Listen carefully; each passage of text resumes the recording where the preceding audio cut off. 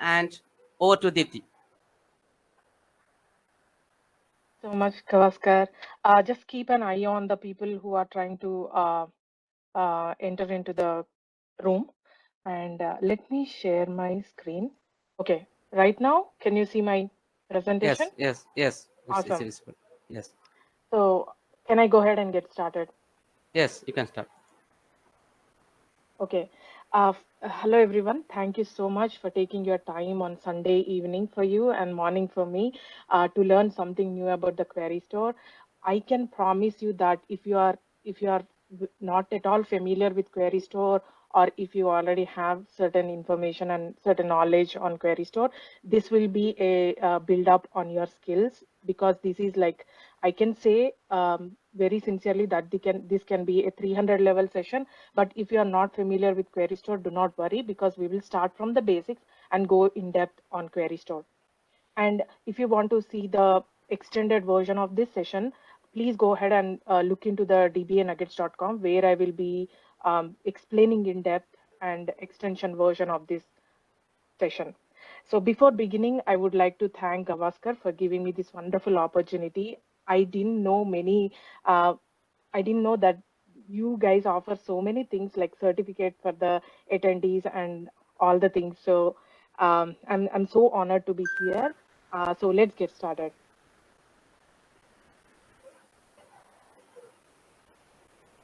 A little bit about me. I'm a database administrator having several years of experience in managing SQL Server and databases. I'm a Microsoft certified trainer and Microsoft certified solution expert. I did my master's in computer technology at Eastern Illinois University here in United States, Chicago. And I'm also organizer for a couple of user groups. I'm an organizer for diversity, equity, and inclusion user group, and also Microsoft Data and AI South Florida user group. I do volunteer for Women in Technology user group as well. Apart from my work and my community work, I love doing arts and crafts. If I make something with my own hands, that gives me so much peace. And if you would like to contact me later, if you have any questions that you did not get the answer in this session, you can contact me on Twitter at DBA Nuggets, or on LinkedIn, and my website is down below. So let's move forward with the session. What are we going to cover in this session today?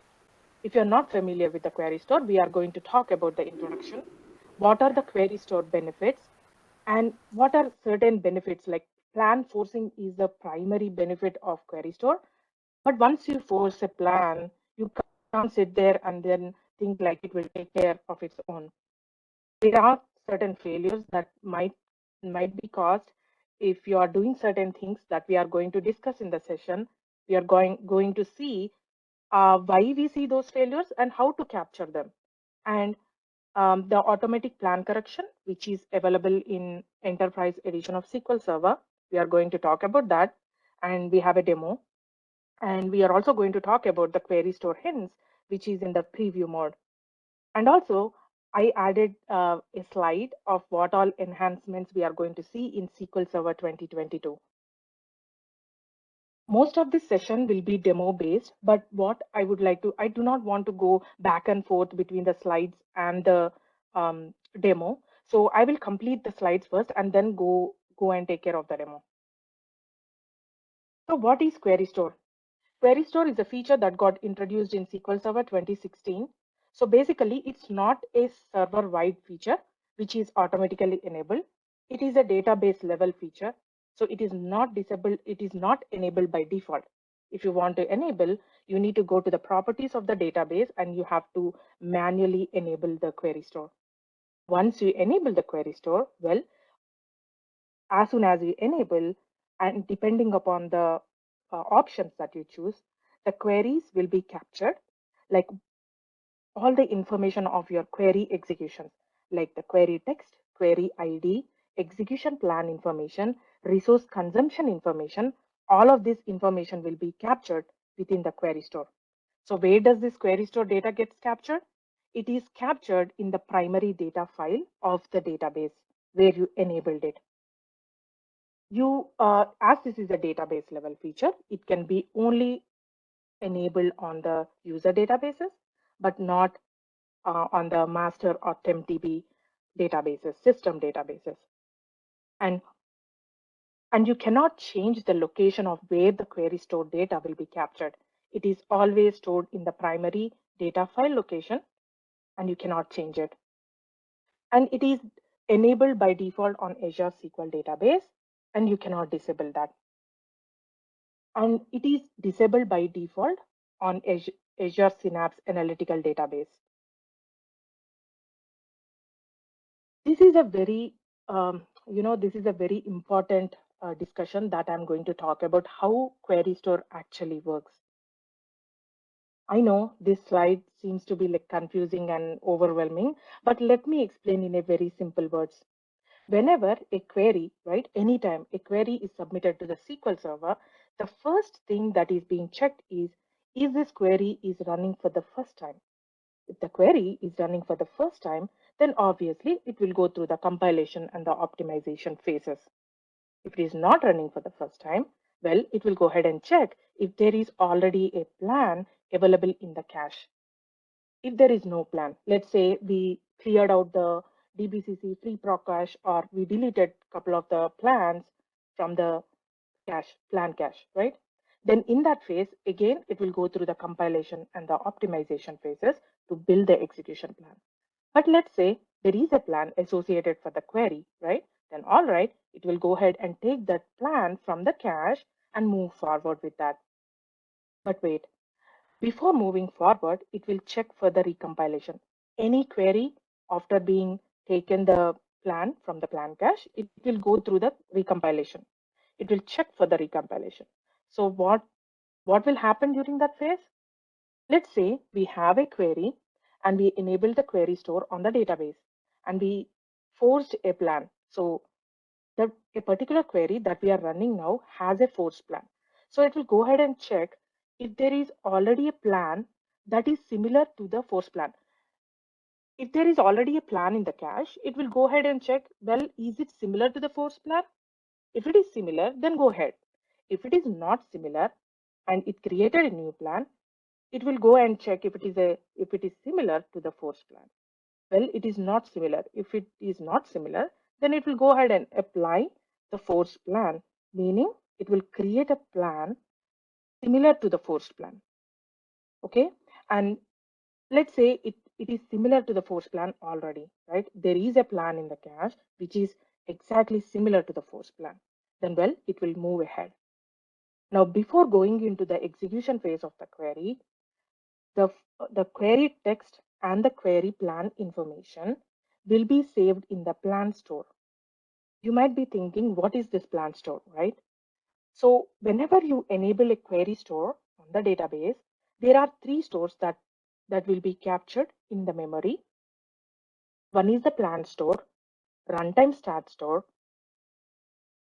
Runtime stats information will be also stored in the memory, and plan store will be also stored in the memory. So before the query goes to the execution phase, the query text and the query plan for that query is captured in the plan store of the memory asynchronously, and this process will happen asynchronously. And then the query goes to the execution phase. Once the query executes, because runtime stats information is the information that will be only captured after the query gets executed. So that information will be also captured in the runtime stat store in the memory, and this process will happen asynchronously. And once the interval has been reached, meaning like when you enable the query store, you also have to include certain options where you also choose what interval you want. So this interval meaning like all the captured information in the memory, like the query text, query plan, runtime stats information, this information after hitting that interval, it will be flushed out to disk.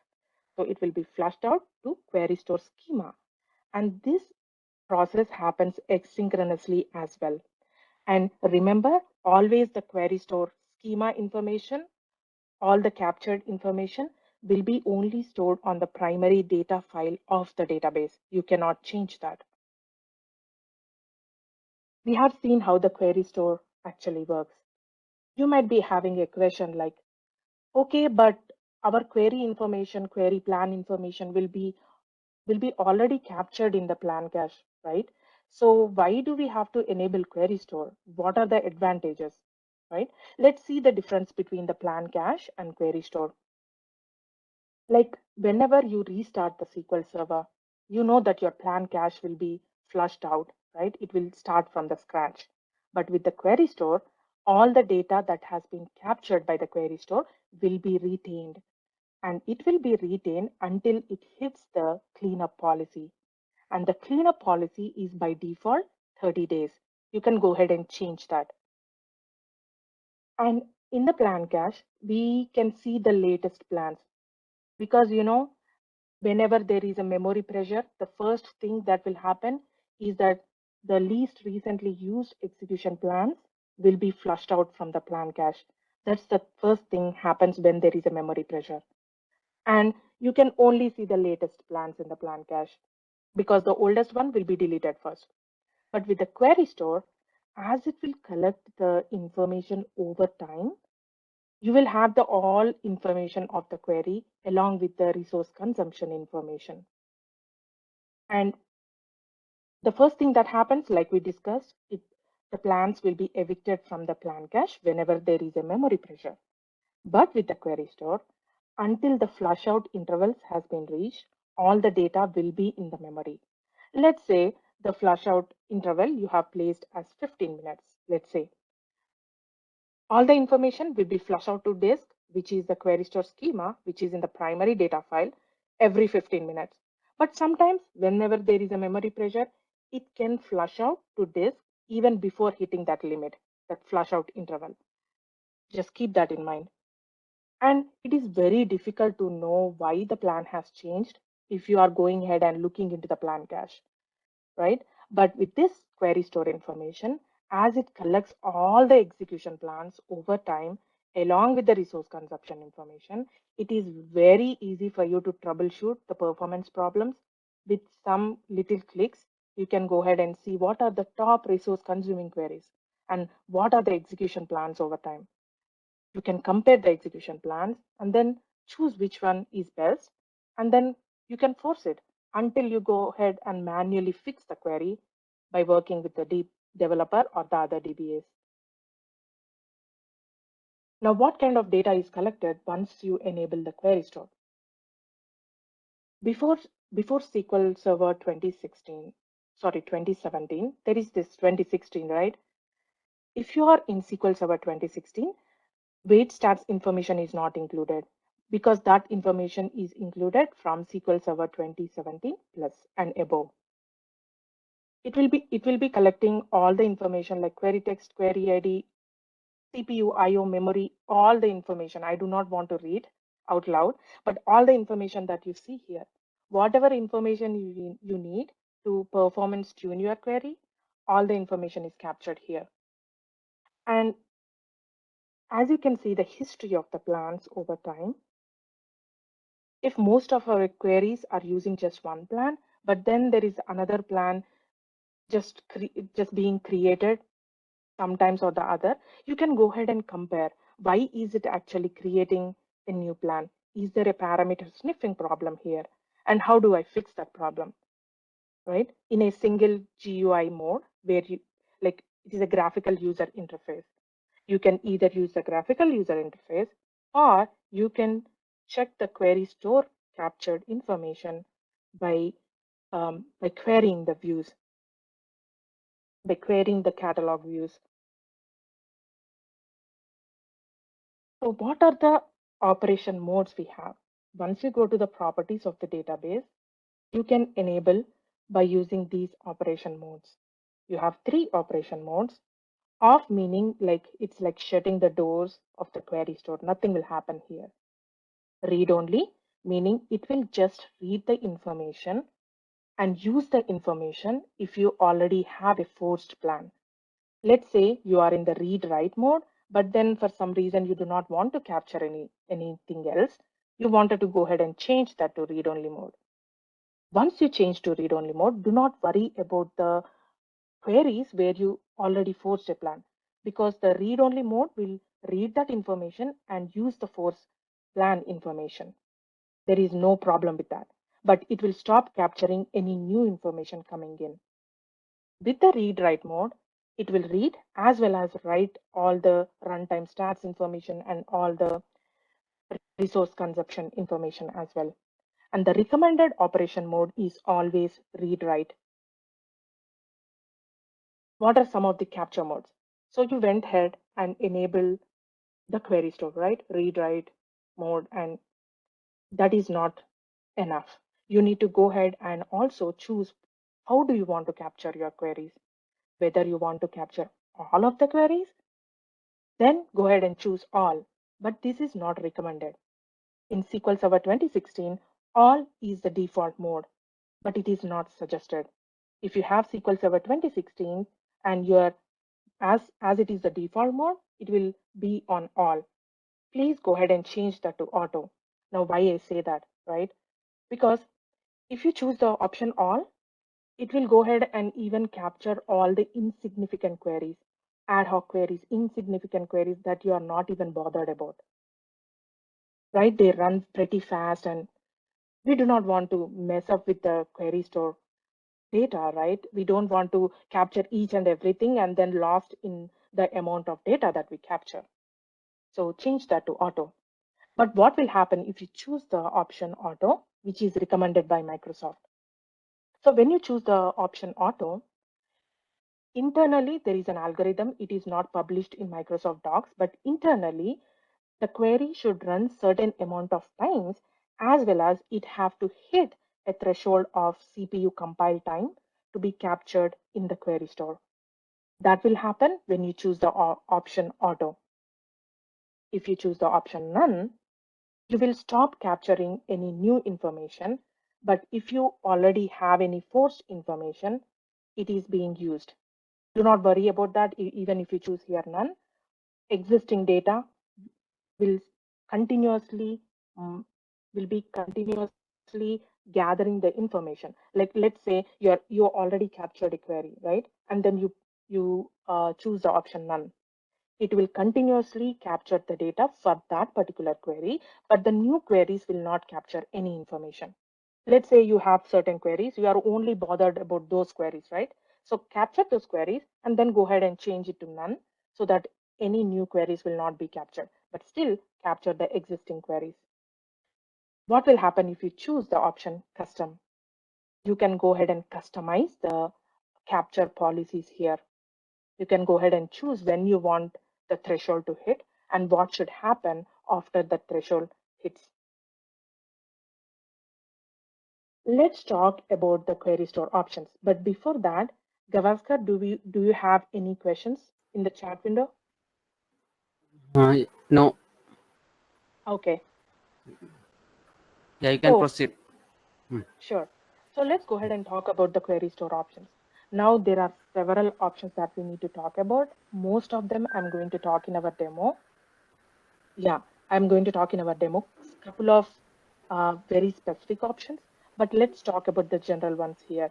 The cleanup policy, like it's by default, it will capture 30 days of information, and you can change that.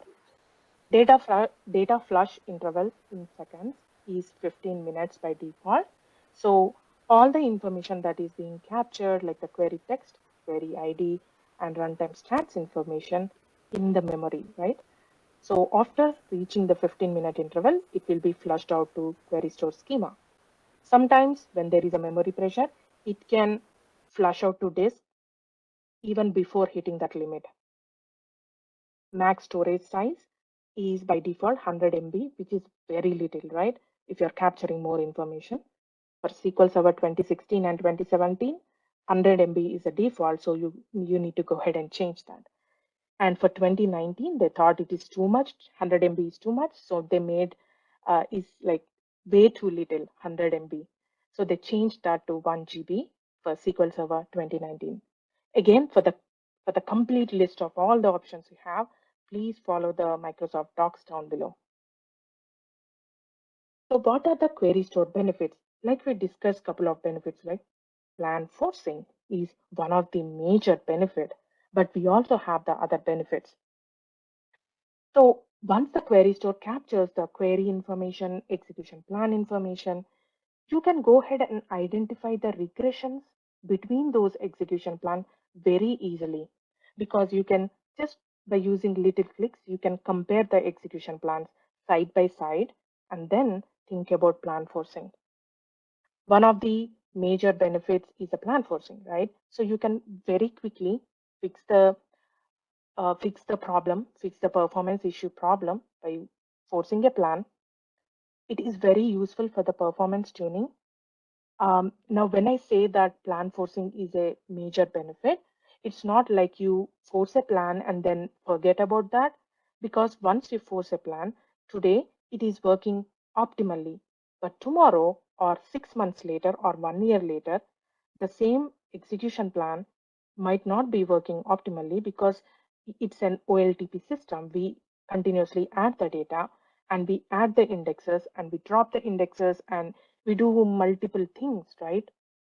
So there is high chance of it going ahead and creating new execution plans, and they can be optimal when compared with this plan. So once you force a plan, you need to take care of monitoring those plans, whether they are still valid or whether you need to go ahead and change it. And by using the plan forcing, you do not have to change the underlying code. All you have to do is like click on the execution plan and then force it. Personally, we implemented Query Store not only for the plan forcing, but for the database upgrades to capture the baselines after the database upgrade. So let's say we have SQL Server 2012 systems and we migrated those databases to 2016 and above. Well, 2012 doesn't have query store, right? So we have certain queries that are performing really well. And once we migrate it, we still place the database in 2012 mode on the newer systems just to capture how they used to work, right? We migrate the databases instead of upgrading the database to 2016. We made sure they are still 2012 mode, compatibility mode, enable the query store, run our queries. Once we are good with running all of our queries and capture all of that information in the query store, we then enable the queries. We then upgraded our database to the newer compatibility mode, which is 2016 in my example. And then run our queries on the 2016 mode, which is the upgraded mode. Most of the time our queries run pretty fast in the newer upgraded mode, but there are always certain queries, right? After upgrading, they suck. So in that situation, you can go ahead and see, okay, how this query used to work in 2012 mode and what is the execution plan for it. You can directly go to the query store of the database, of the upgraded database, and see the history of that execution plan, and then simply go ahead and force it. And we are going to see that in our demo as well. So there are three stores like we discussed. Plan store will store obviously the execution plan information. Runtime stores will store runtime stats information, and wait stat store will actually create categories for the wait stats information and it will store in the schema. Let's talk about the plan forcing. So plan forcing is similar to the use plan information. But to use the use plan, you need to edit the code, like let's say a store procedure. You need to go ahead and change the code.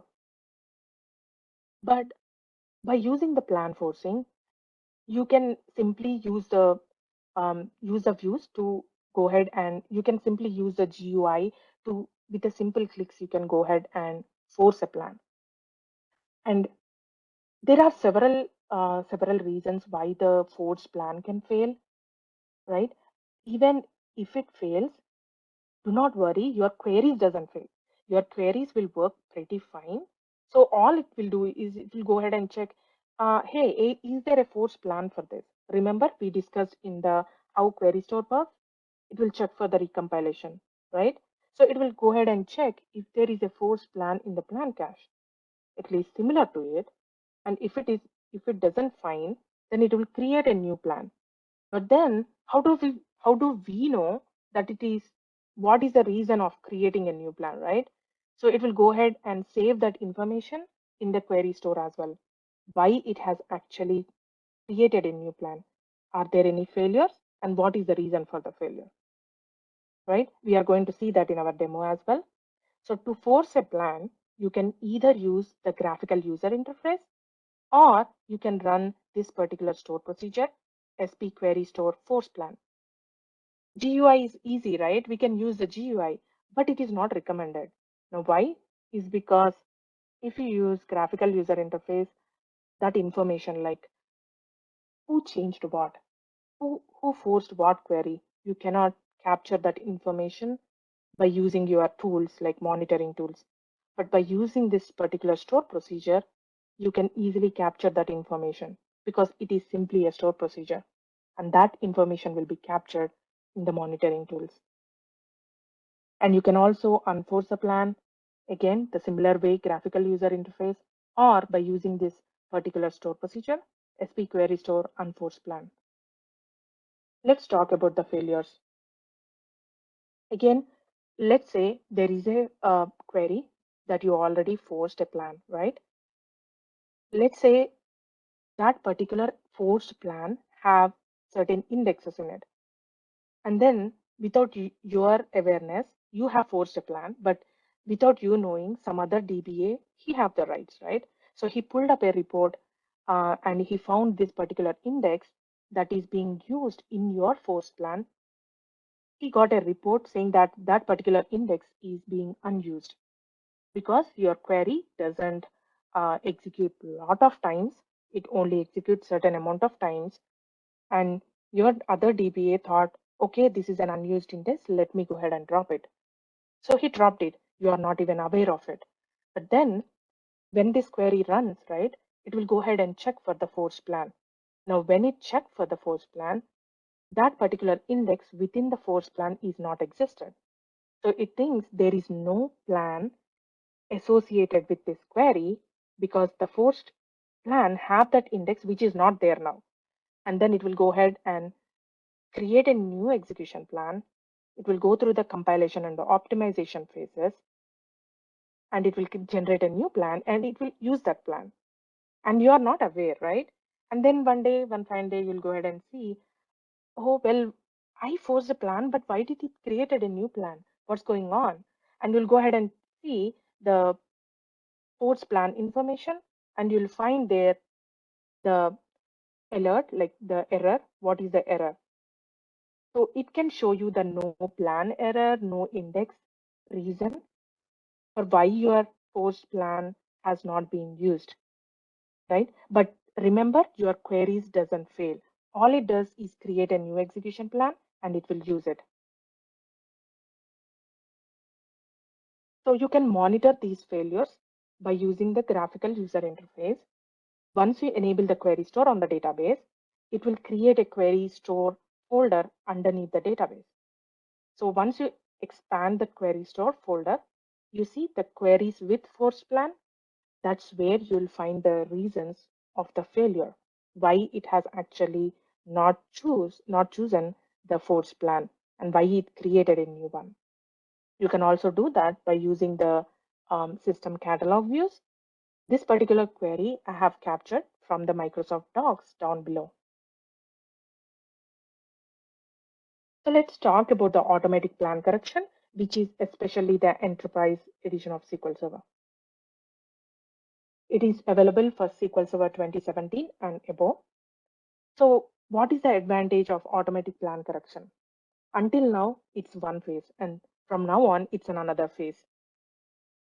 Until now, what we have discussed is like you can force a plan, but then I also told you that you also need to monitor it. Now think about it, how much work that is. As a DBA, you have a million things to do, right?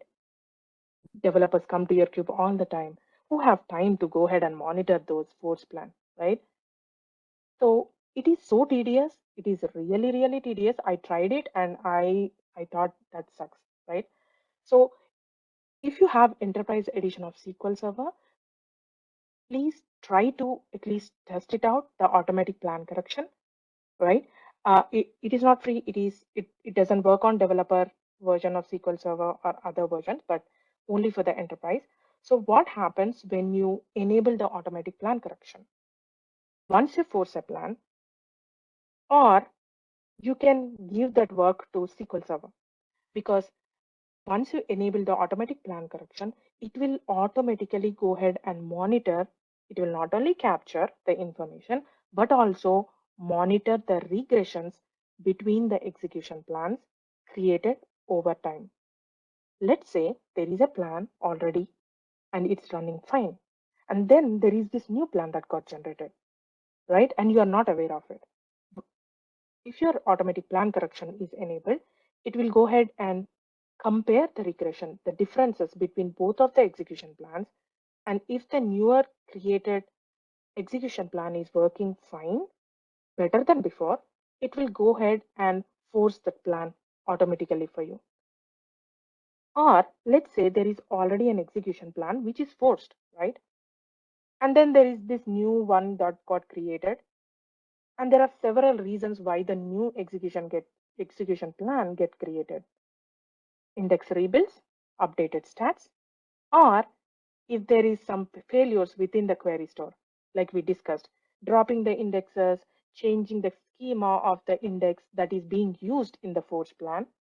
Those are a couple of the reasons why the new execution plan gets built.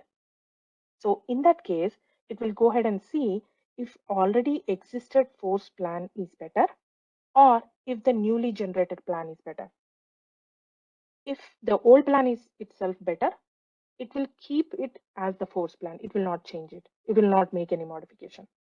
But if the new one is better, it will unforce the last good force plan and it will automatically force the new one, which is cool, right? You do not have to worry. I mean, monitoring all those things is like, it sucks, I know. So you can just enable the automatic plan correction by using the Azure portal if you are in Azure SQL. If you are using Azure SQL database, this option, automatic plan correction, is enabled by default. But if you do not want it, you have the ability to turn it off. In the other SQL servers, like by using the Transact SQL, you can enable this as well. All you have to do is alter database name, set automatic tuning, force last good plan to be turned on. So it will always look for the last good plan and it will make sure that plan is being forced. And for this thing to be enabled, of course, you have to enable the query store on the database. So to enable it on the Azure SQL database by using the Azure portal, the first option, like go to the Azure SQL database and then go to the automatic tuning option. It will open up a blade. The first option is force plan, right? So you have three options over there. On is enabled by default. Off, it will turn it off. And inherit means anything that is enabled in the top level as a hierarchy, it will take that as a inheritance, sorry. Let's talk about the query store hints. Any questions, Gavaskar, so far? Any explanation on query store trace file? They're asking. Yeah, that absolutely. That will be the last couple of slides where those are the key takeaways. I'll be explaining that in detail. Okay. Thank you. Any more questions? No. Okay, so let's talk about the interesting topic, query store hints. So query store hints is enabled in the preview mode currently, and they wanted to make it automatic in SQL Server 2022. So knowing query store hints is very useful. So what are these query store hints, right? They are similar to the query hints, but these are something different. These are especially for the designed for the query store. So they designed a store procedure especially to use the query store hints. Let's say you have a query. you have a store procedure, and most of your data is good, but sometimes, right, you have those parameter sensitive queries. Let's say most, so 90% of your queries are using one plan, and then there is this couple of parameters that are very sensitive. They use and create a new plan. Let's say you created a store procedure, and then first you executed the store procedure with the sensitive parameter, and it created an execution plan. And then the next time you run with any parameter, of course, it is going to use the same execution plan, right? But then, is that optimal plan? Of course not, because those are the 10% of parameters using that particular plan. Now, how do we fix that? In general, we will go ahead and do that as a recompile option to recompile all the time. But how do we do that without changing the underlying code? That's when the query store hints come in place, where your like if the query is designed by your application or ad hoc query, you do not have to worry about that. By using the store procedure, especially designed for the query store hints, all you have to do is grab the query ID of your query and then place that query ID inside the query store procedure designed for your query store hint, right? And then mention your option that you wanted to choose. So how do you enable that? Execute sp query store set hints. You'll grab the query ID. I will show you how to grab the query ID, okay? Query ID, and then provide the value within the option parameter here, which is recompile. But then recompile is not only the option you have. You can also use the max stop, recompile, maximum minimum memory grant size, or even the compatibility level. So the next time, once you enable this hint, right? Let's say you enable the recompile option. The next time you run the query, the store procedure, no matter which parameter you use, it will sniff and then it will go ahead and recompile it for you. You do not have to touch the store procedure or the query that is being built by the application. Now let's start the demo. Let me share I think I have to share it back again. Let me share. Where is my demo? Where it is. Okay. So in our demo, Yes. we are using, I hope you are seeing my screen, right? Yes. Yes. It's Okay. So in our demo, this is a demo centric session, right? Our slides are done because I do not want to go into demo before discussing the fundamentals of query store, I can say. Now you will understand the demo very well because you know the basics, right? So we are using the AdventureWorks database here on-prem as well as Azure. So we will see how it works both on-prem as well as Azure. So we are using AdventureWorks database as well as Wide World Importers Data Warehouse database as well. So to enable the query store, alter database name, set query store to be turned on. So you can mention what operation mode you want. Do you remember the read write, read only, and off? I would like to place it in read write mode. Let's execute that. So once I executed that, right, I will refresh the database and then expand the database, right? You can see this folder query store, and underneath the query store, you see all of this information. Now let me go ahead and choose the options, right? We have discussed most of these options, but we did not discuss this particular option. Where is that? This one, interval length minutes. Data flush interval seconds is totally different, and interval length minutes is also different. So let's say for every like your interval is 15 minutes, right? By default, it's 15 minutes. So every 15 minutes, it will start a new interval.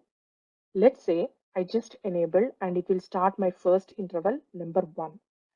In that particular 15-minute interval, no matter how many times my query runs, let's say my query is so famous, it will run 40 times a minute. Let's say, no matter how many times it runs, within that particular interval number 1, it will only store one row inside the query store. Because of obvious reasons, right? We don't want to blow up our query store data, because we will be mentioning how much max size we want to choose for the query store, right? So let's say it starts the next interval number 2. No matter how many times, it still capture only one row for that particular query. Data flush interval in seconds is like after 3000 seconds, it will flush the data to disk. Sometimes even before that, if there is a memory pressure. Maximum storage MB is 500, right? But you can change that, right? And the most important thing I have to say is like size-based cleanup mode. Please put this as auto. Do not turn it off. Now, why I say that is, here we have mentioned the maximum storage size is 500 MB. Once that limit has reached, like once it fill up the 500 MB, your your query store will automatically go into read-only mode. It will not capture, it will not throw any alert at you automatically until you choose to. So it's not good, right? If you are placing it off, size-based cleanup mode as off, that is what going to happen. Query store will go into the read-only mode and not capture any information after it is being reached the max storage limit. But if you put the size-based cleanup mode as auto, once the max size limit reaches 90%, it will go ahead and automatically delete um, the data, old data, until it reaches the 80%. So it doesn't have to go to the read-only mode. It keeps on capturing the information. And maximum plans per query is, this is way too much. I need to change that. But by default, it's 200. But based upon your query information, you need to make sure whether you have to put 50 or 100 or based upon your workload, right? So let's go move forward. I'm going to run these particular options.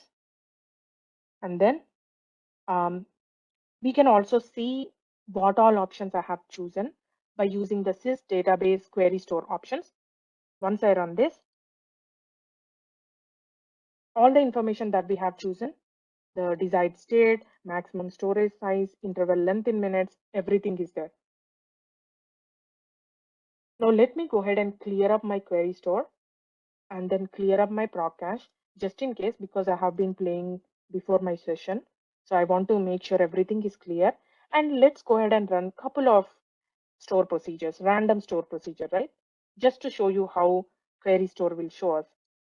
So I'm running the queries, right? Now I'll go to the query store folder and then go to the top resource consuming queries, view top resource consuming queries. And here, if you see, I'll see the bar graphs, something like that. And if you hover your mouse over there and see the query, observe the query, it doesn't provide the parameter value information, right? We have provided certain parameter values. It doesn't show. It will make it as a parameterized view, and it doesn't show the exact parameter value. So I want to see the query itself, right? By viewing it in the grid format. And then if you see here, we have executed two queries, right? The query ID 1 and query ID 2. And you have all the object ID information, object name. And if you see this particular query, right, the same query in the parameterized view, total duration, execution count, and you can see different metrics. If you drop down this, you can see all of the metrics that you can capture. And if you hover your mouse on the plan ID, right, it will show you the total duration, average duration in milliseconds, and all the other information. But because we have executed the store procedure, we have query ID 1 and query ID 2. Now, let me go ahead and clear this out first. And then let me run this again. Refresh to see. Yeah. Now I'll go ahead and see what all plans has been captured in my query store, in my plan cache, sorry. So once I execute that, this is my plan cache, right? I'm only filtering on my procedures. So we executed two store procedures. And if you see here, if you hover your mouse over there and see the query that is being captured, right? In the query store, we have seen it as executing as a parameterized query, but here you will see the store procedure itself, right? That's the difference. Now, let me go ahead and clear out my procedure cache. Just now we saw these two, right? I'm going ahead and clearing that out. Now, will also clear my query store? Let's go ahead and see.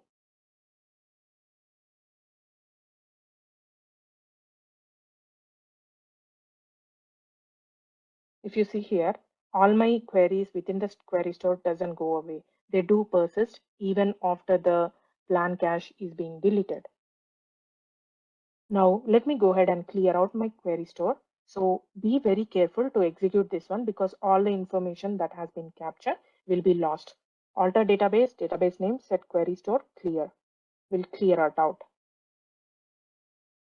Now let's see, filter it out and see everything is gone, right? Everything is deleted. Now let's see how this will actually work with the ad hoc queries. So each of these queries, the similar queries, I'm running with the two different parameters and I'm running it twice each. Let me go ahead and run that one and then enable the execution plan, include actual execution plan. I executed that. Now let's go ahead and refresh my query store. Now, if you see here, both are same queries with a similar, same queries with a different query IDs, right? Sorry, with two different product IDs, same query. But then as it is a ad hoc query, it will go ahead and create two different query IDs. Now, before that, we executed the store procedure. And no matter how many times you execute the store procedure with any different parameter, it will only create one query ID. But that's not the case um, with the ad hoc queries here, right? Two similar queries, two different query IDs. Okay, now let's go ahead and do something different. I will just add the same 835, the same query here, but then I'll add a simple space, right? Let me go ahead and execute that. Now, will it have the same ID or a different ID? Let's see. Now it has created a different query ID. Now why? It's because ad hoc queries work that way, right? Even a little bit of space, changing the ID, right? Changing the parameter value or adding a comment, anything, right? Anything can make it create a new query ID. That's how the ad hoc queries work. And they will create all of these execution plans and then they will put it in the plan cache and then populate all the plan cache, fill up the plan cache. It will be a mess, right? Think about the query store. It will be a mess as well because if most of your queries are ad hoc queries, that's what will happen, right? And if you choose all option, like in the capture mode policy, instead of auto, if you choose all, it will go ahead and capture all of these ad hoc queries, which is not at all suggestible, right? So that is the reason if you have more ad hoc queries, try to place them and make it as a parameterized thing by creating a store procedure. Place the same query within the store procedure, right? Just like this, I'm just going ahead and creating the store procedure. I created the store procedure. So from now on, we'll use that store procedure. Let me go ahead and clear out my procedure cache as well as clear out my query store before moving forward so that my query store is clear, right? Now let me go ahead and execute the store procedure that we just created, right? With two different parameters, which are parameter sensitive 942 and 707. Enable the actual execution plan on and then execute it. I executed, right? Both are different, right? One does index seek and key lookup, and the other one is doing clustered index scan. Now, why is that? If you see the results, right, the first execution gave 385 rows, and the second one you can see on the bottom of the screen 237k rows, right? Way too different. So when I refresh, as it is a stored procedure, it just created one query ID, right? We do not have multiple like before. One query ID, but two different plans. Because they are parameter sensitive, right? They recompiled using a different query plan ID. So there are two different plan IDs. If you hover your mouse over there, right? The plan ID number 2, which gave us like 237k rows, took total duration of like 1500 milliseconds. But the first one, if you hover your mouse, it just took 108 milliseconds. Now, what if I want to compare these plans together, right? Instead of just seeing one plan each, I want to compare them. All you have to do is click the shift button, click on both the plan IDs, and go to the compare plan option here. Where is it?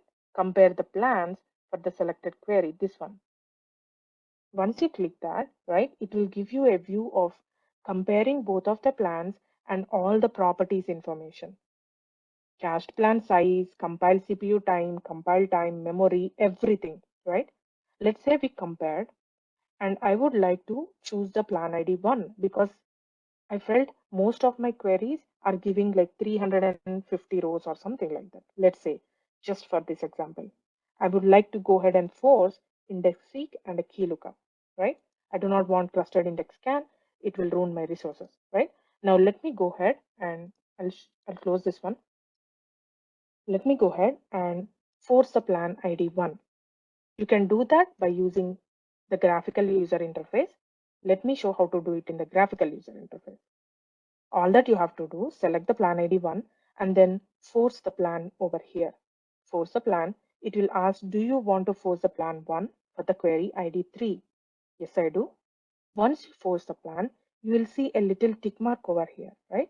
Now, if you hover your mouse, it is being forced. So the next time I execute the store procedure with a different parameter, no matter what parameter I use, I'll go ahead and execute this and it will give the execution plan. Now, did you see? It looks exactly similar, right? Index seek and key lookup, but it may be different as well. It might be looking the same, but it can be different, right? It may not be using the force plan. But how do I confirm that it is using the force plan? By right clicking the select, go to the properties, and then if you see here, right, use plan as true. When you see the use plan as true, that means it is using the forced plan. Now, if it is not using the forced plan, it doesn't show this option at all. Do not expect to show use plan as false because I don't know, for some reason, it doesn't show this option at all. So that's how it will use the forced plan. Now, what will I do is I'll just go ahead and alter the database, set the query store operation mode as a read-only mode. I'll tell you why I did that. Let me put that. Okay. But then we force the plan, right? We just force the plan and then we change it to read-only mode. And then I'll go ahead and clear out my procedure cache. Now nothing is there in my plan cache. Okay. Now I'm using the execution plan. I'm running the stored procedure, right? With a different parameter, no matter what parameter we use. Now let's see. Now, as we turned it into the read-only mode, will it use the force plan? Let's see. Okay, it executed. Now, if you see the execution plan, it is using index seek and key lookup. And if you go to the properties, yes, it's being used. Now, why? It has turned to read-only mode, right? So it doesn't capture the new information, but it will definitely read already forced plan information and it will use that. Now, what will happen in the procedure cache, right? Procedure cache is completely cleared. We just cleared it out before moving forward, right? So what it will do is it will go ahead and check in the plan cache if there is already a plan. Now there is no plan, right? It will go ahead and create the plan. But in the compilation and the optimization, the recompilation check phase, it will go ahead and see whether the created new plan is similar to the force plan. If it is not, then it will go ahead and create the very similar force plan, right? And it will use it. It will create it. And that is the reason we are seeing it in the properties. It is being used. That's how will happen. Like, even though if your plan cache is flushed out, if you already have a force plan, and if your query store is in the read-only mode, do not worry, it will definitely use it. And let me go ahead and turn the query store to be turned off. Okay, that's my first demo. Let me go ahead and show you how I actually use the query store for the database upgrades, right? This is a different database. Now let me go ahead and flush my Deepthi proc cache, will flush out my proc cache. Now I'm going to use the similar options that we have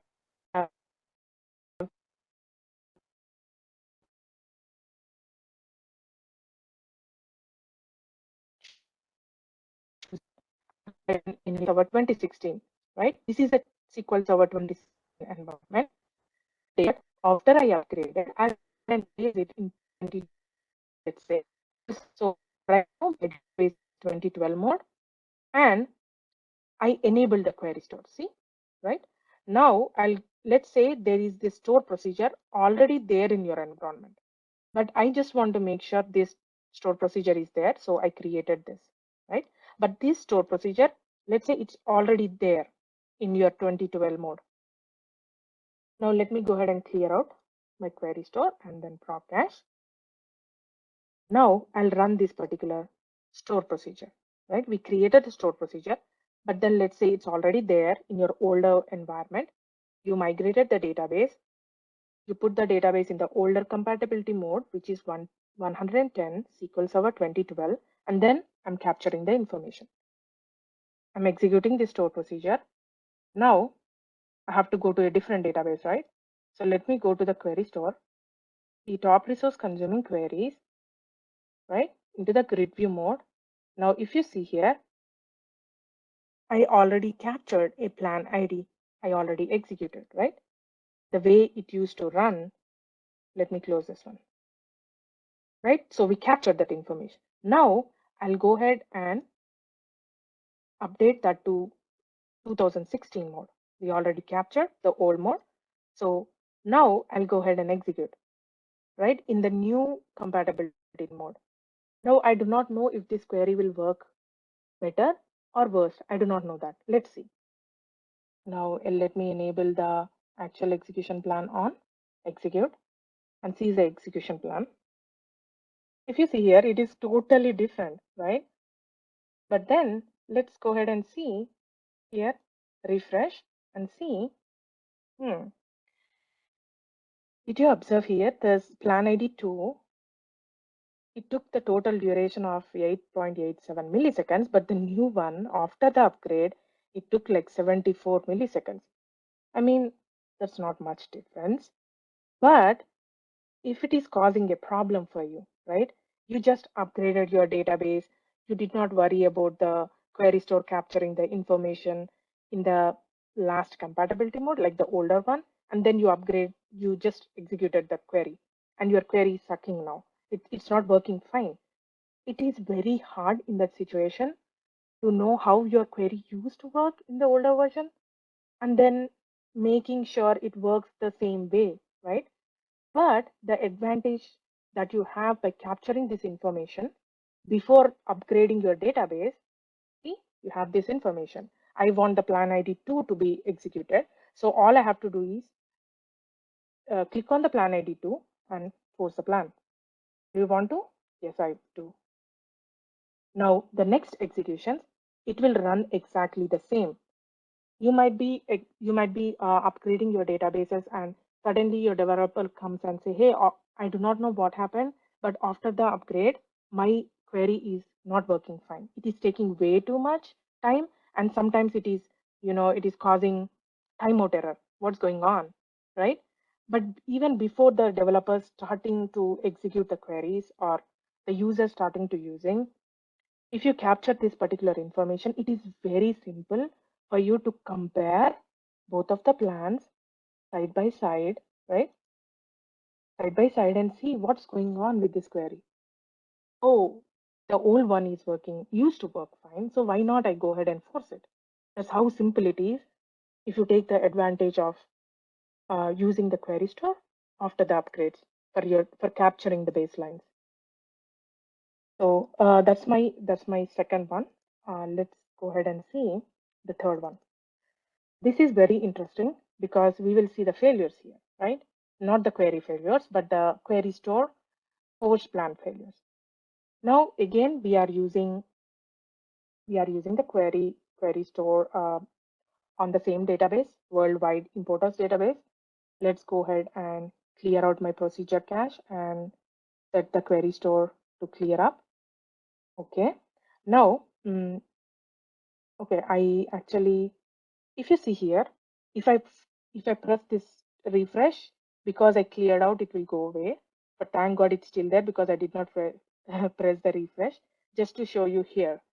See the previous query, right? The previous query that we just executed, it is showing like recommended index. Go ahead and create the non-clustered index to have some, performance benefit, right? So now let me go ahead and create that index that they have suggested. Okay, I created the index. Now, if I refresh this, everything will go, right? I just created the non-clustered index. Now, let me go ahead and execute this store procedure and see if it is actually using that index that I created. Okay, enable the actual execution plan on. And then if you see here, it is using the index seek that we just created. Okay, now I like this query because it is using the index that I created, right? Now what I will do is, it is using index seek and the performance is increased. Let me go ahead and force this plan. Force plan. Do you want to? Yes, I do. Now it is being forced, right? Now let me go ahead and do something stupid. Let me go ahead and drop the index that I just created and I forced the plan, right? So it is currently being forced. Now what I'll do, I'll just go ahead and drop the index that is being used by the force plan. Okay, I dropped it. Now I want to go ahead and rerun the store procedure. Okay. Now this is something different. I forced a different plan, but why do I see this? Right? Now if you go ahead and refresh, now if you see this particular store procedure, you see two different plans has been created. No matter I forced a plan, it still went ahead and create this one. Now you do not know somebody deleted the index. Your developer might delete this if he have rights to do, or your other DBA might have done this, right? And then your performance of your query is not working fine. Developer again, he rushed to your cube and say, hey, what's going on? My query is not working fine. It used to work a couple of minutes ago, but what happened now, right? And then you come and see here, what? I forced a plan, but why did it created a new one? Oh, let me go ahead and see what's going on here. So you will go to the queries with the force plan, right? Right click, view queries with the force plan. And if you see here, right, the query ID 6, if you see the force plan ID is 3, but there is a failure. Force plan failure count is number 1. And what is the reason? If you see here, no index. So there is no index associated with that force plan. So that is the reason it couldn't use the force plan. Instead, it went ahead and created a new plan. That's the reason, right? Now, let's go ahead and recreate the index just the way it is. I'm not making any schema modifications. I'm just recreating it, right? And now I'll go ahead and execute it. Now, if you see the execution plan, ta-da, back again, index seek, right? Now, if you go ahead and see here, if you refresh your query, it did not generate any new query in any new plan ID because there is no problem for the query store to go ahead and use the force plan, right? Now I'll do something different now. I will change the schema of that particular index being used by the force plan. All I'll do is I'll add a new column to it, right? Will it do anything? Let's see. I change the schema. Now I'm going ahead and executing the same stored procedure one more time, right? Going into the execution plan. What is this? It is using a different one, right? And coming here and then refreshing it, right? It is using the old one which already been created, right? It is using the same old one. It did not create a new one, but then it used the column store index one, right? But then your plan ID3 is currently being forced. Now wait, what is the reason, right? If you see the reason here, if you refresh, plan ID 3 is currently being forced, but there is a failure. Forced plan failure count is number 2. And what is the reason? No plan. There is no plan associated with that particular new index.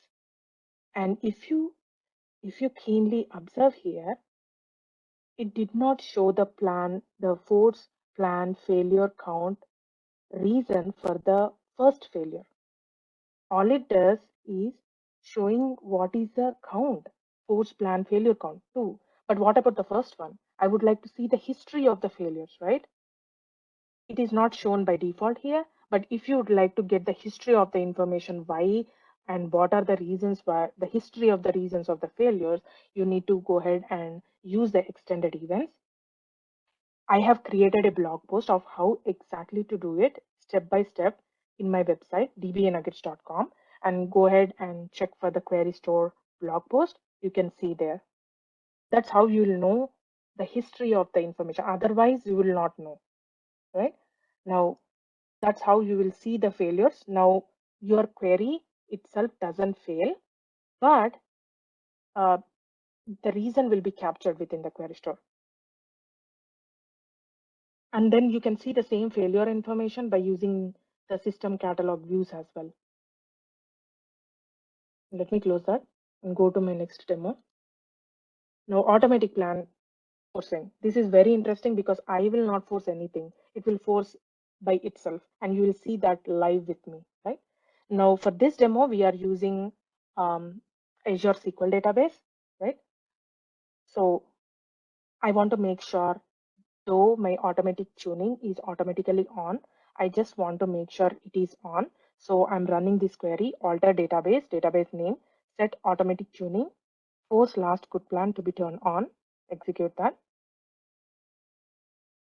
Now it is taking time because I have paused my database, Azure SQL database, to save some of the credits because it is very cheap if we pause the database, right? But then once it is paused, see, look at the message. Once it is paused and I want to activate now, um, the first execution will fail, of course, because it is warming up, we can say. And the next execution, I hope it will work this time. Couple of first 1 or 2 executions will fail, but then it will work fine. Come on. Okay, let me do this. Let me run on the database. Now it worked fine.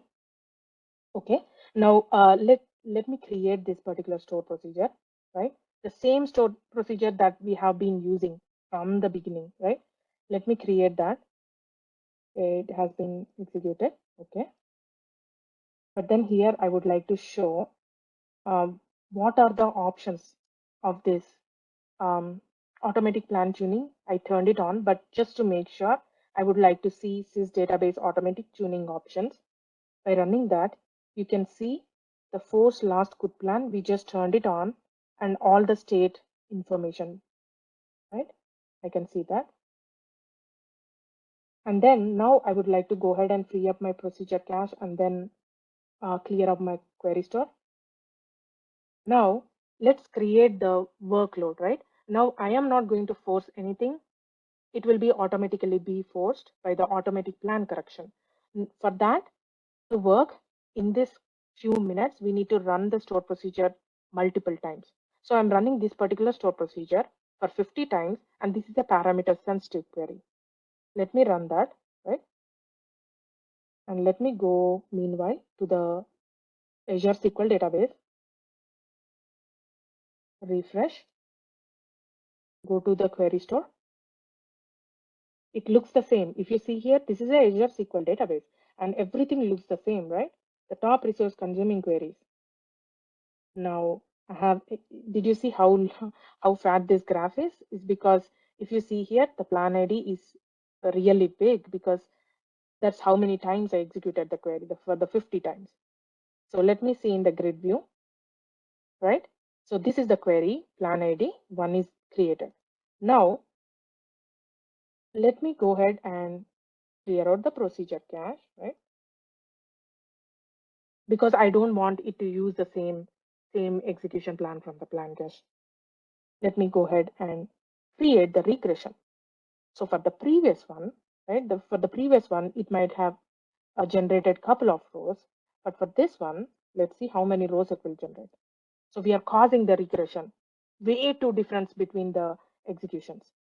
Now, as a result, if you see here, executing, all we did is just, we did it for the 10 times. It is taking a while to run.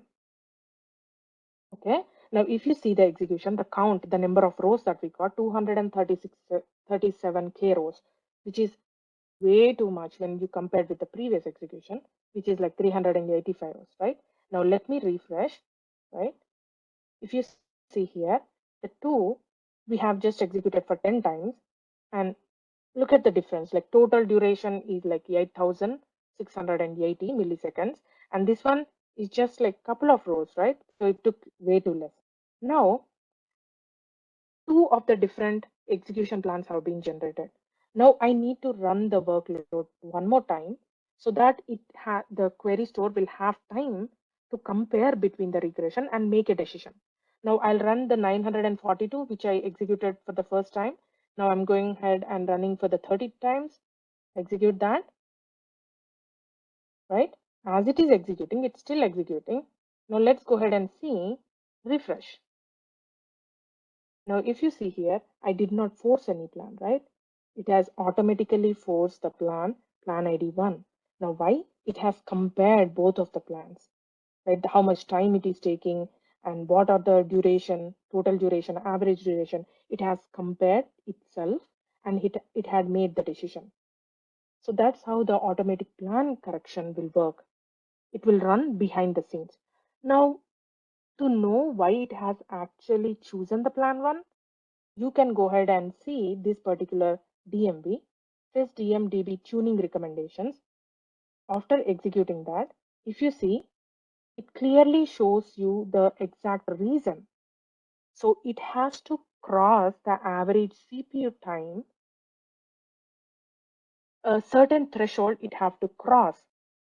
So it has crossed 2.27 milliseconds. Again, this particular threshold is decided by Microsoft, not by us. It is an internal algorithm. So it have to hit that particular CPU time limit, and a particular query should run certain number of times. And then after hitting that CPU time limit, it will go ahead and act on that particular query plan, and it will go ahead and force the plan.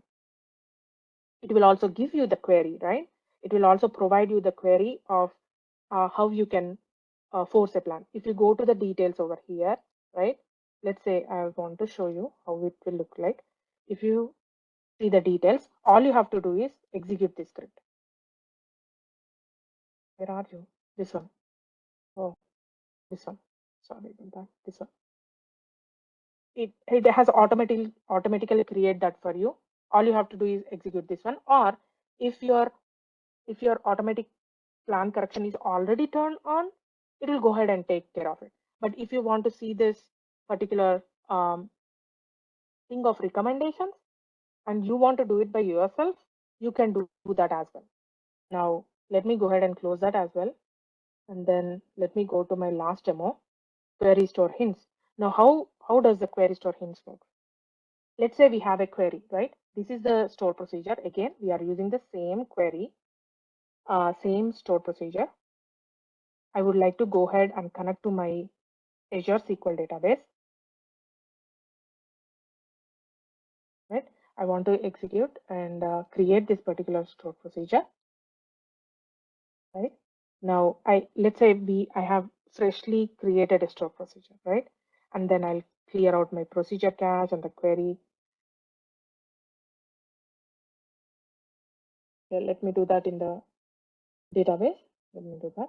Okay. Now these two parameters are very sensitive. Okay.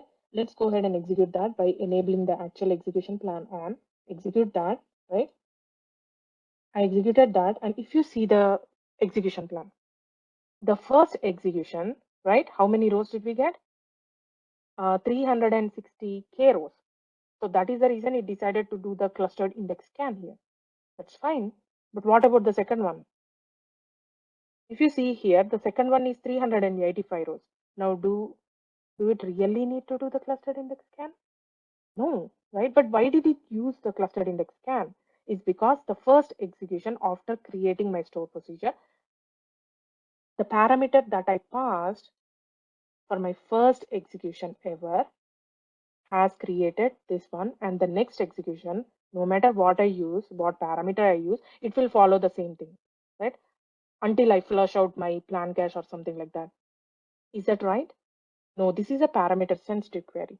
Now, if you are not using the query store, what do? You will just go ahead and do a recompile, right? But then we need to change the code underneath. I don't want to do that. I want to use the query store for that.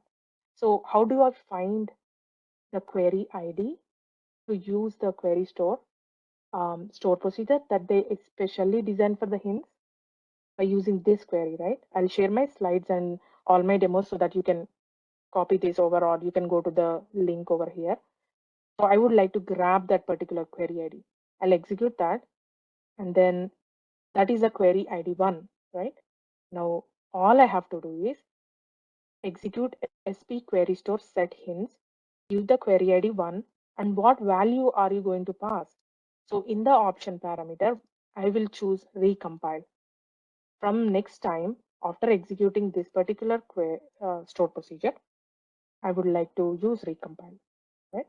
Now, what I will do is, what hints are currently enabled? I enabled the recompile hint, right? Now you can see what all are enabled on your queries by using this particular system catalog view. I'll execute that and I will show you. Now the query hint ID 1 is being used for the query ID 1. And what query hint did I use? It's the recompile option, right? Okay, now I use recompile. Now let me test it. Now rerun the store procedure over again to see whether they are activated immediately, right? Execution plan. Now if you see, right, I rerun the same one again. The first one gave me like 360 rows. The second one is 385. But here, if you see the difference, right? How beautiful it is. The first one, it took clustered index scan. The second one it doesn't need to do the clustered index scan because the rows we are getting are way too little. It did index seek and keylookup. It just went ahead and recompiled. You did not have to change the code, right? Now, let me go ahead and use a different hint for the same query ID 1. I'm updating that from recompile to max dop 1. So let me go ahead and run that. But then if you go ahead and use here, what are my query hints currently? If you see the results, it will say the query ID hint 2 is being currently used, and it updated from recompile to max dop 1. But again, it is not providing the history of the information. If you see, again, to do that, you need to use the extended events. So the query ID hint is currently 2. This is 2. So let's go ahead and execute and see whether it will actually use the query hint, this particular max dop 1. Now, once I update that, right, it will go ahead and stop using the recompile. Did you see here? Both of them are using clustered index scan. And then if you see here, it is using the max dop 1. If you go to the properties, and then now I have to figure it out. Where is this max dop option? Come on. So it will use the max dop option. Come on. I always have trouble to find where is this max stop. So it should be somewhere here. Max stop set to 1 here, right? The max stop is set to 1, but then it is using the it is not using the recompile. What if I want to go ahead and use both of them together? I can also do that. Recompile and max stop 1 together. Now after doing that, right? If I go ahead and see the query store hints, what all my hints, in the results you'll see the updated information, right? Currently it is using option both of them. Now let me go ahead and run again. Let me go ahead and clear out my cache first and then run this over again. So if you see here, so nice right now. It is both using recompile, right? It created two different execution plan. And then if you go to the properties, it is also using max.1. And even for this, it will go ahead and use for both of them, max.1 and recompile option. How nice is that? So if you want to delete, right? Delete and clear out all the hints. Execute sp query store clear hints and give the query ID 1 because we are working on the query ID 1. It will clear out the hints. And if you go ahead and check what all hints are there for your queries, we were using only query ID 1, right? So it will clear it out. And again, for all the supported, what all hints will be supported for this query store, go to this particular link or even go to the Microsoft. So I think I'm done with my demos and let me go ahead and see the most important stuff. So what are the exciting improvements in SQL Server 2022 then? So in SQL Server 2022, automatically, if you are creating a new database on SQL Server 2022, then your query store will be automatically enabled. But if you want to migrate your existing database from 2016, 2019 to 2022, then it will not affect, it will not automatically enable. You need to manually go ahead and enable it. And until now, the query store doesn't support your availability group for the read-only replicas. It will not capture the information on the read-only replicas. All it does is it will capture the information on the primary replica. That's all it does right now. But in 2022, they are also going to support that information. But then we need to know how that information is being captured. Where, like, will it use the other database to capture the information or will it use the same database? Because it is read only, how can it do that, right? So what does it do? Will it capture that information on master database? I'm not sure about that, right? We have to see how it will use. Maybe I have to download the latest release to identify how it works. Okay, so the next thing is they also try to use um, the feedback cycle information, which is associated with max stop and cardinality estimation information to improve the performance of your queries as well. Those are the three main improvements, especially in the query store. So we came to the end, but these takeaways are amazing because all the session that I have discussed is one thing, and these are the other thing because these are really important to know and why we have to choose what. So let's see. So the first key takeaway is you cannot disable query store on Azure SQL database single database or Elastic pool. You cannot disable that. It will fail. So the trace flags that the other attendee was talking about, now is the time. So let's talk about this particular trace flag and what does they mean. Trace flag 7745 helps to avoid the query store data to disk before SQL Server shutdown. So what does that mean? You enable the query store, right? You enable the query store and you did not enable any trace flags. And then you wanted to restart your SQL Server. But you have databases where you enable the query store. So when you restart the SQL Server, the first thing that will happen before restarting is all the information that has been captured by the query store in the memory needs to be flushed. Give me a minute, I'll drink some water.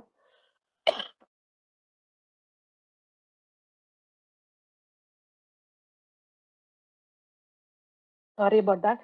I have been speaking since long time, right? So I need to have some water. So the trace flag 7745, if you have to restart the SQL Server, all the information that is being captured in the memory has to first flush out to the disk before even thinking about the restarting SQL Server. Now, if you have critical SQL servers where you do not want to wait, enabling the trace flag 7745 will actually restart immediately, and losing the data is the thing that will happen here. So if you are okay, if you are okay to lose that information that has been captured in that interval, then it's a it's a good thing to go ahead and enable the trace flag. And the other trace flag 7752 is at the database level. So if this trace flag 7752 is not enabled, what will happen? If you want to like take the database offline and thinking of take it online, or if you want to restart the SQL Server, right? If you do not have trace flag 7752, the first thing that will happen once the database, even before the database is coming online, is if you have the query store already enabled for the database, there is certain system information that should be pushed to the memory even before the database gets into online. But it might take some time to flush that information to the memory, the system information into the memory, right? And you do not want that. You definitely don't want to do that. By enabling this trace flag 7752 is like you're saying to SQL Server, okay, take my database online first, and then take system information into the memory later, like asynchronously. So users can connect, they can do the work, and then query store can do its work on its own. But then until the system information is being moved to the memory, the query store will be in the read-only mode. That means it can use the force plan information, but it cannot write until it moves that system information into the memory. That is related to 7752, but it is enabled by default in SQL Server 2019. This particular trace flag 7752. So if you are on a lower versions of SQL Server, you do not have to think about it even. You can just go ahead and enable it because it is by default on 2019, right? And if you have natively compiled store procedure, right? Uh, these natively compiled store procedure is like, I'm not like 100%, but those are the computerized information that will be placed in the DLLs so that the CPU can directly go ahead and execute these queries. Those are called the natively compiled queries. If you have natively compiled queries, and if these queries natively compiled queries are not like the general queries. They don't go to the compilation and the optimization phases. They directly be executed through DLL by the CPU. So if you have those queries, right, enabling sys.sp xtp control query execution stats will be helpful if you have these queries, because they doesn't capture by itself. You need to enable that. And this particular information that is being captured for the native compiled queries will not be persisted. And on every SQL Server restart, they have to restart the information as well. And if you have many ad hoc queries, right? Too many ad hoc queries, use optimize for ad hoc workloads option to save some cache memory. And the maximum number of plans per query is by default 200, but according to your workloads, please decide that one. Really useful when you're working with. Sorry. Hello. You can continue. Hello. Hello. Maybe they are talking to somebody else. Maybe. Okay, I'll be continuing. If the maximum storage size MB is reached, right, and your automatic cleanup policy is not enabled, it is off, then your query store will automatically goes to the read-only mode. It doesn't capture the new information. And if your size-based cleanup mode is turned auto, then once your max size reached 90%, it will go ahead and clean up the old data, like the ad hoc queries information. That will be cleaned up until it reaches the 80%, so that your query store doesn't have to go to read-only mode. And the other one is like, if you are in the auto mode, which is by default in the latest versions of SQL Server, if you are 2016, please turn it to auto mode, because by default it's all and not auto. You need to change that. So if you put it auto mode, then it will avoid the ad hoc queries with small resource consumption.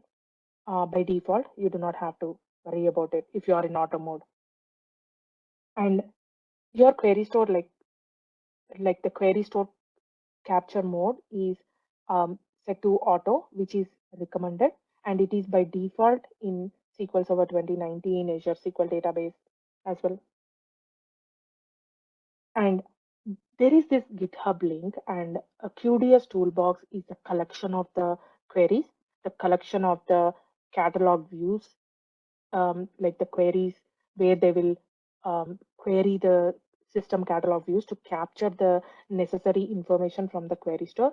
They already designed that, and it is completely free, and they have written by the channel advisor. You can go ahead and download that, and you can go through the different queries, how you can capture the information, retrieve the information from query store.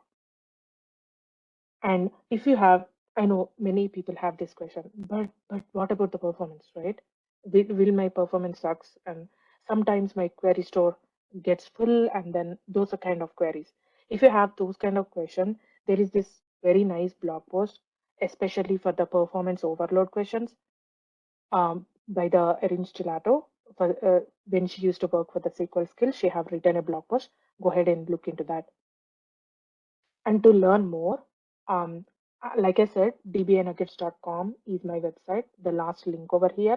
I have, this is like my blog posts are the extended version of this particular query, where I have gone through the in-depth information, like how can I capture the failures, right? The history of the failures by using the extended events and whatnot. There are so much of information, especially for the query store. You can look into that, as well as the Microsoft Docs.